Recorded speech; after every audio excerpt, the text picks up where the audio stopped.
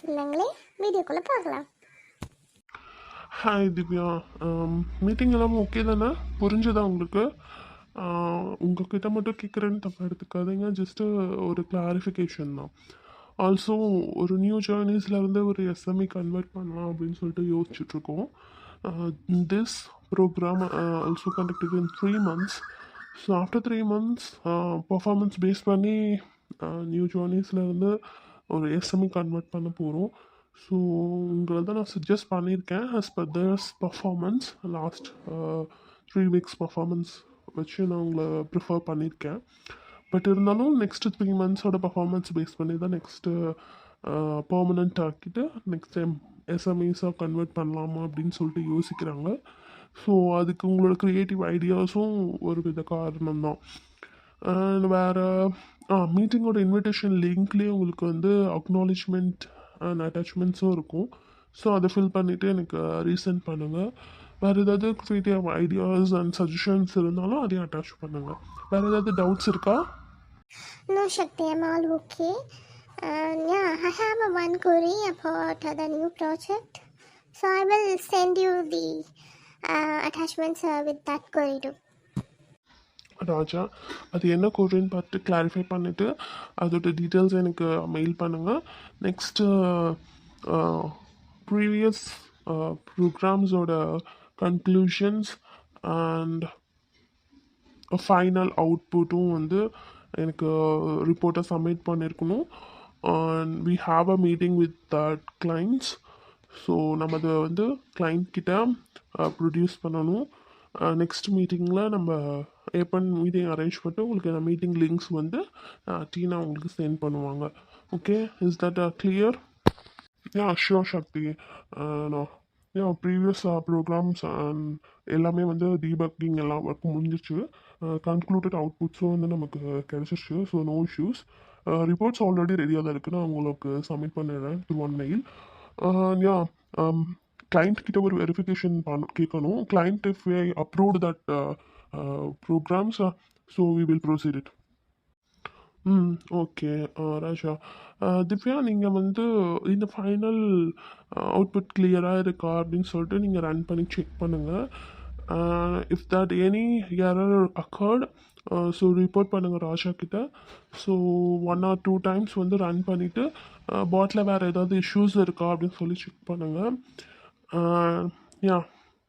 That's all. You may go now. Okay Shakti, நான் check பண்ணிவிட்டு உங்களுக்கு மெயில் பண்ணுறேன்.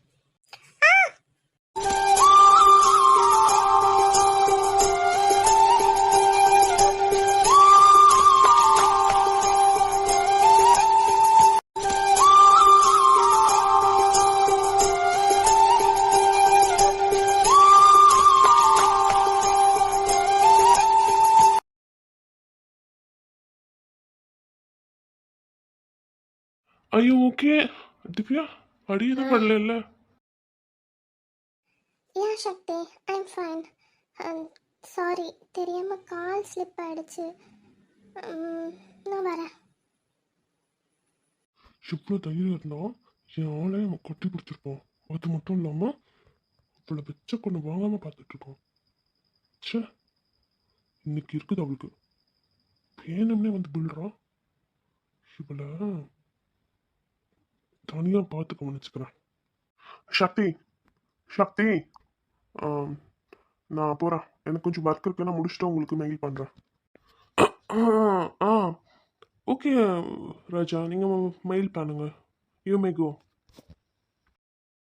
இது என்ன இடமா? இங்கே கூட்டிகிட்டு வந்து இறக்கி விட்டுருக்குறாங்க. ஏதோ பார்க்குறதுக்கு வித்தியாசமாக இருக்குது. நடுவில் வேற ஏதோ செலை வச்சிருக்கிறாங்களே. பொன்னம்மா பாட்டி, இதுதான் அண்ணா சமாதி.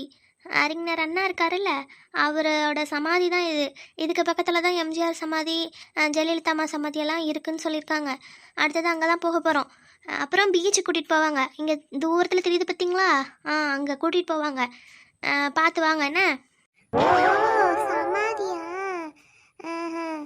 சரி சரி. அவர்லாம் எவ்வளோ பெரிய ஆள். அவருக்கு சமாதிலாம் அதனால தான் கட்டியிருக்காங்களோ. எவ்வளோ பெரிய விஷயம்லாம் சொல்லியிருக்காரு. பகுத்தறிவு அது இதுன்னு எவ்வளோ பேசியிருக்காரு. அப்படி இருக்கும்போது அவருக்கு வைக்கிறது நல்லது தான். இருக்கட்டும் இருக்கட்டும். சரி, இவங்களாம் இங்கே தூரத்தில் வராங்களா? வரட்டும் வரட்டும். எப்போ பாரு பசங்களை என்கிட்டயே விட்டுட்டு போயிடுறாமா. பார்த்தீங்களா எப்படி பண்ணுறான்னு என் மருமவ. இதுக்கு தான் நான் வெளியவே எங்கேயும் வரதில்லை. பசங்களை என் பக்கத்துலேயே விட்டுட்டு அவள் பாட்டுக்கு படுத்தானியே புருஷன் கூட ஜோடி போட்டு சுற்றிட்டு இருக்கிறா. ஏதோ புதுசாக கல்யாணமானவங்க மாதிரி. இதுதான் எனக்கு பிடிக்கிறது இல்லை. என்னதான் பொம்பளையோ சொல்கிறது, கொஞ்சம் கூட பொறுப்புங்கிறதே இல்லைம்மா. என்னதான் பண்ண போகிறேனோ தெரில நான் இவளெல்லாம் வச்சுட்டு. சரி சரி விடுங்கம்மா. எல்லாம் அப்படிதான் இருப்பாங்க. கல்யாணம் ஆன புதுசுல மட்டும்தான் அப்படி இருக்கணும் என்ன இருக்குது? பிள்ளைங்க சின்ன சின்ன பிள்ளைங்களா தானே இருக்குது. அவளுக்கு என்ன சின்ன வயசுக்காரி தானே. அவ அப்படி இருக்கிறதுல ஆசைப்படுவா தானே. புருஷனோட வரணும்னு அவ பொறுமையா வரா. இருந்துட்டு போட்டு விடுங்க. நீங்க பெரிய மனுஷங்க இருக்கிறதுனால தான் உங்ககிட்ட பாதுகாப்பா பிள்ளைங்க இருக்குன்னு விட்டுட்டு நம்பிக்கையா இருக்கிறா. அதுக்காக அவளை அப்படிலாம் திட்டாதீங்க. விடுங்க, வாங்க போவோம். அண்ணி, தேவையில்லாமல் இந்த பிளேஸுக்கெல்லாம் எதுக்கு கூட்டிகிட்டு வந்தீங்க? டைரெக்டாக பீச்சுக்கு கூட்டிகிட்டு போயிருக்கலாம்ல. இதெல்லாம் நம்மளுக்கு எதுக்கு தேவையில்லாமல் பார்த்துட்ருக்க போகிறோம்? நம்ம டைரெக்டாக பீச்சுக்கு போய் என்ஜாய் பண்ணியிருக்கலாம்ல. இதெல்லாம் வேஸ்ட் ஆஃப் டைம் தான். இந்த இடத்துக்குலாம் வரணும்னு என்ன இருக்குது? பீச்சுக்கே போயிருக்கலாம். இப்போ இங்கேருந்து அவ்வளோ தூரம் நம்ம நடந்து போகணும். முன்னாடியே பீச்சுக்கிட்ட என்ட்ரன்ஸ்லேயே இறக்கி விட்டுருக்கலாம். இவர் இங்கேயே இறக்கி விட்டுட்டு இங்கேருந்து நம்மள அங்கே அவ்வளோ தூரம் போகணுன்னு சொல்கிறாரா? போங்க, என்னவோ. இந்த பிளேஸ்க்குலாம் வரணும்னு என்ன அவசியம் இருக்குது? ஏதோ சமாதி மாதிரி இருக்குது. நம்ம எதுக்கு இங்கெல்லாம் வரணும்? அம்மா, அவர் ஒன்றும் யாரோ ஒருத்தரோட சமாதி கிடையாது. அறிஞர் அண்ணாவோட சமாதி. அறிஞர் அண்ணானா யாருன்னாச்சும் தெரியுமா? அவர் எவ்வளோ பெரிய எழுத்தாளர், எவ்வளோ பெரிய பேச்சாளர். திராவிடம்னு ஒன்று உருவாக்குனதே அவர் தான். பெரிய பெரிய சக்திகள் எல்லாம் கட்சி அந்த காலத்தில் இருக்கும்போது அதை எதிர்த்து நம்ம தமிழ்நாட்டை உயர்த்தி நின்னது அண்ணா தான். அதாச்சும் தெரியுமா? அவரோட ஹிஸ்ட்ரி ஏதாவது ஒன்றாச்சும் தெரியுமா? எவ்வளோ பெரிய அறிஞரை போய் டைம் வேஸ்ட்டுன்னு சொல்கிறேன். நல்லா தான். உன் பையன் ஹிஸ்ட்ரியில் நல்லா பாஸ் ஆகிடுவான். இப்படிலாம் ஸ்கிப் பண்ணிட்டு போனீன்னா அவனும் அப்புறம் சப்ஜெக்டில் ஸ்கிப் பண்ணிட்டு தான் போவான். புரியுதா? என்னவோ போ. சரி சரி விடு சவுண்டு, வா போகலாம். எல்லாரும் போயிட்டாங்க பாரு. இது யாரோட சம்மதின்னு தெரியுதா? இதுதான் எம்ஜிஆர், டாக்டர் எம்ஜிஆர்னு சொல்லுவாங்கல்ல, அவரோட சமாதி. இங்க எவ்வளவு பெருசா வச்சிருக்காங்க பாரு. அதுவும் இல்லாம இங்க ஒரு கதை கூட சொல்றாங்க. அந்த சமாதி மேல காது வச்சு கேட்டா அவரு போட்டிருந்த வாட்சோட சத்தம் கேட்கும்னு சொல்றாங்க. உண்மையா நான் போய் செக் பண்ண போறேனே. ஐயோ ஐயோ, எம்ஜிஆர் ஐயாவா? அவர் எவ்வளோ பெரிய தலைவர். அவரோட சமாதி அது. சரி சரி, நாங்களாம் இந்த பக்கம் வந்ததே இல்லை வத்துக்க, அதனால தெரியல. எவ்வளோ பெருசாக கட்டியிருக்கிறாங்க. நல்லா பெரிய இதாக கட்டியிருக்கிறாங்களே.